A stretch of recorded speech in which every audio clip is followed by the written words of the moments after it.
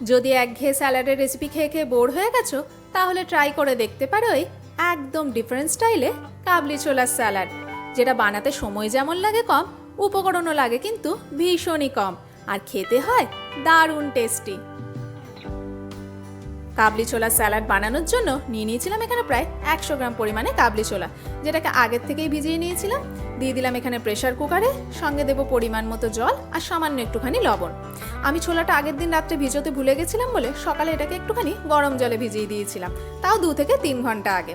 তোমরা যদি আগের দিন রাত্রেই ভিজিয়ে নাও, সেক্ষেত্রে 3টে মতো হুইসেল দিলেই চলবে। আমি যেহেতু সকালে ভিজিয়েছি, তাই 5টা মতো এখানে হুইসেল দিয়ে নিলাম। 5টা হুইসেল দেওয়ার পর প্রথমে স্টিমটাকে কিন্তু পুরোপুরি আগে রিলিজ করে নেব, তারপর ছোলাটাকে বের করব প্রেসার কুকার থেকে। এই স্যালাড বানানোর ক্ষেত্রে ছোলার টেক্সচারটা, মানে ছোলাটা সিদ্ধ হওয়ার টেক্সচারটা ঠিক কীরকম হওয়া দরকার সেটা আমি তোমাদেরকে দেখাই।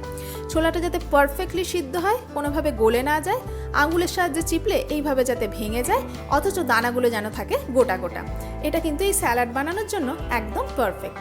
সেটাকে আমি বের করে নিচ্ছি আর জাস্ট 1 থেকে 2 মিনিটের জন্য একটুখানি ঠান্ডা হতে দিচ্ছি। এই স্যালাড বানাতে 5 থেকে 7 মিনিটের বেশি সময় লাগবে না, কাটিং চপিং করতে যেটুকু টাইম লাগবে। আমি এখানে নিয়ে নিলাম 1খানা মতো শসা, 1খানা পেঁয়াজ, 1খানা টমেটো আর 2খানা মতো কাঁচা লঙ্কা। শসাটার এখানে কিন্তু খোসা ছাড়াবো না, জাস্ট আগা আর গোড়াটাকে বাদ দিয়ে শসাটাকে এইভাবে পাতলা পাতলা সরু সরু একটু চওড়া স্লাইস করে কেটে নেব। আর যেভাবে শসাটা ঠিক একইভাবে পেঁয়াজ আর টমেটোটাকেও কিন্তু কেটে নেব। কাঁচা লঙ্কাটাকেও যতটা সম্ভব ফাইনলি চপ করে নিলাম, পেঁয়াজটাকেও এইভাবে পাতলা পাতলা চওড়া সরু স্লাইস করে কেটে নেব।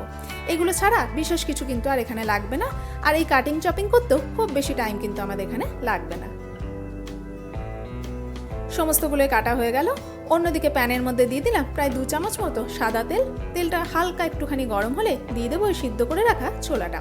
সেটাকে দিয়েও মোটামুটি 2 থেকে 3 মিনিটের জন্য একটুখানি নাড়াচাড়া করব। গ্যাসের ফ্লেম মিডিয়াম টু লোতে রাখবো। এইখানে কিন্তু ছোলাটাকে একদম পারফেক্টলি কুকড করে নিতে হবে, কারণ এরপরে আমরা জাস্ট একবার করে মিক্স আপ করবো আর একটু করে নাড়াচাড়া করব। ছোলাটা 2 থেকে 3 মিনিটের জন্য একটু নাড়াচাড়া করব। যখন মনে হবে ছোলার দানাগুলো হালকা একটু ফ্রাই কালার চলে আসছে, তখন, মানে কালার ধরবে না, মনে হবে একটু ভাজা ভাজা আসছে, তখন জানবে ছোলাটা আমাদের পারফেক্টলি কুকড হয়ে গেছে। আমি 3 মিনিট মতো এইভাবে একটুখানি নাড়াচাড়া করে নিয়েছিলাম। এরপরে এর মধ্যে একে একে অ্যাড করে দেবো আন্দাজ মতো লবণ। অলরেডি আমরা ছোলাটা সিদ্ধ করার সময় নুন দিয়েছি, সেই আন্দাজে দিলাম। আর সামান্য একটুখানি দিয়ে দেবো লাল লঙ্কার গুঁড়ো। তোমরা চাইলে কিন্তু এখানে কাশ্মীরি লঙ্কা গুঁড়ো ব্যবহার করতে পারো, সেক্ষেত্রে ঝাল হবে না, কালারটা ভালো আসবে। আমার একটু বেশি ঝাল পছন্দ, তাই আমি এখানে লাল লঙ্কার গুঁড়োটাই ব্যবহার করলাম। নুন আর লঙ্কা গুঁড়োটাকে দিয়েও একটু ভালোভাবে মিক্স আপ করে নেব। জাস্ট বলতে পারো হাফ মিনিট মতো একটুখানি মিক্স আপ করে নেব।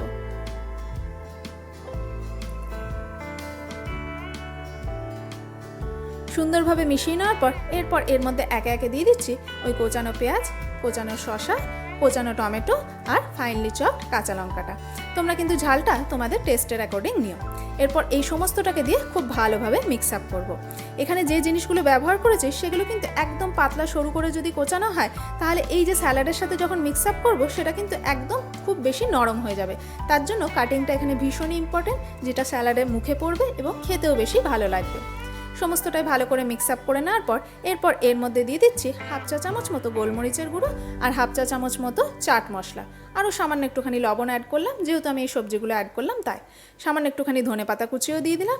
আর নিয়ে নিয়েছিলাম এখানে 1খানা লেবু, যার অর্ধেকটা আমি ব্যবহার করব, আর অর্ধেকটা লেবুর রসই আমি পুরোটাই এখানে ব্যবহার করে নিলাম।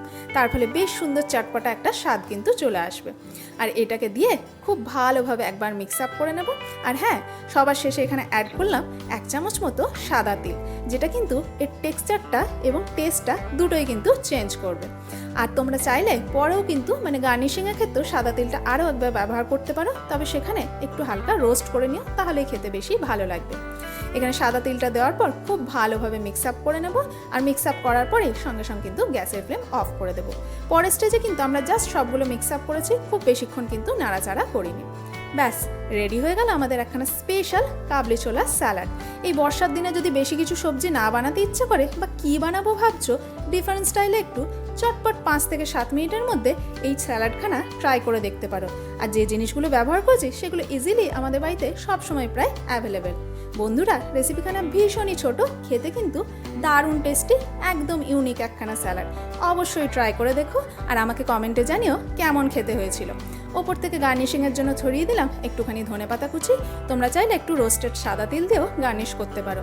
আমি জাস্ট প্লেন কাঁচা লঙ্কা চিড়ে আর শসা দিয়ে এটাকে গার্নিশ করে নিয়েছিলাম।